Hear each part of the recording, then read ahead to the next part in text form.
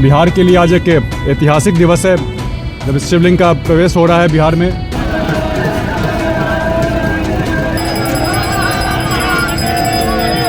आज प्रथम दर्शन करने का मौका मिला है और स्थापना होने के बाद फिर दूसरा दर्शन किया जाएगा। इस चुनाव में जनसंख्या के हिसाब से जो रोस्टर में जो बदलाव आने हैं, रोस्टर में आरक्षण के रोस्टर में बदलाव देखने को मिलेगा। नमस्कार, आप देख रहे हैं लाइव सीरीज, मैं हूं अयाज। देश का सबसे बड़ा शिवलिंग यानी गोपालगंज से रवाना हो गया। इस दौरान गोपालगंज पहुंचे बिहार सरकार के पंचायती राज मंत्री दीपक प्रकाश भी वहां पहुंचकर पूजा अर्चना की है। उन्होंने कहा कि यह मेरे लिए सौभाग्य की बात है कि आज मैं इतना बड़ा देश का सबसे बड़ा शिवलिंग को देखने का सौभाग्य प्राप्त हुआ है और ये बिहार के लिए गौरव की बात है। उन्होंने कहा कि यह विराट रामायण मंदिर में जो है इसको विराजमान करना है, जिसको लेकर जो है यह गोपालगंज पहुंचा हुआ है और यहाँ से जब वहाँ विराजमान होगा तब भी हम लोग कोशिश करेंगे आने के लिए।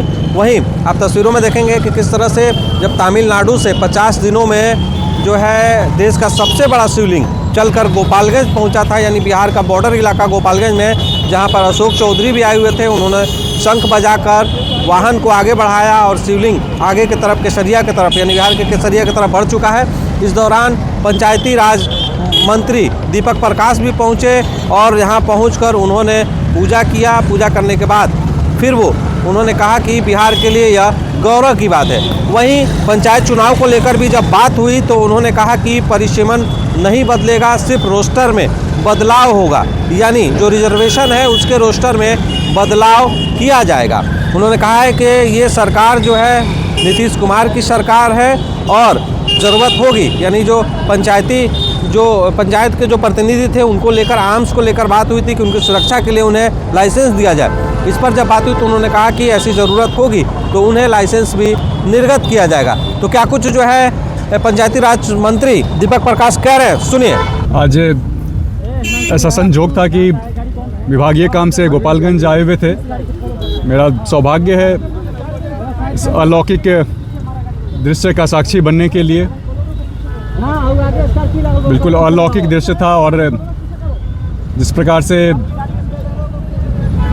जन आस्था का प्रतीक आगे विराट रामायण मंदिर इसकी स्थापना होनी है। सनातनी सभी लोगों को मेरी ओर से शुभकामना है।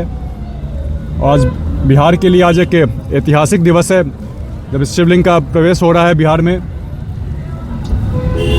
अब आज से एक इंतज़ार शुरू हो जाएगा कि कब शिवलिंग की स्थापना हो। आज प्रथम दर्शन करने का मौका मिला है और स्थापना होने के बाद फिर दूसरा दर्शन किया जाएगा। चुनाव में आरक्षण के रोस्टर में बदलाव देखने को मिलेगा। तो रोस्टर में केवल बदलाव होगा जी। तो जनसंख्या बढ़ेगा तक क्या परिसीमन नहीं हो सकता? नहीं, परिसीमन का अभी प्रस्ताव नहीं है। अभी इस चुनाव में जनसंख्या के हिसाब से जो रोस्टर में जो बदलाव आने हैं, रोस्टर में आरक्षण के रोस्टर में बदलाव देखने को मिलेगा। जैसे ग्राम कचहरी में सभी पंचायत सचिवों का 9000 हो गया और वहीं न्याय मित्र लोगों का नहीं बढ़ा। नहीं, वो प्रस्ताव है सरकार के पास, आने वाले समय में उस पर विचाराधीन है, देखा जाएगा उस पर। पंचायत प्रतिनिधियों की सुरक्षा को लेकर भी बात हुई थी कि सबको आर्म्स का लाइसेंस दिया जाएगा, लेकिन अब तक क्या उस पर किया है? बिहार में सुशासन की सरकार है। माननीय मुख्यमंत्री जी के नेतृत्व में कानून व्यवस्था को लेकर जीरो टॉलरेंस की नीति है।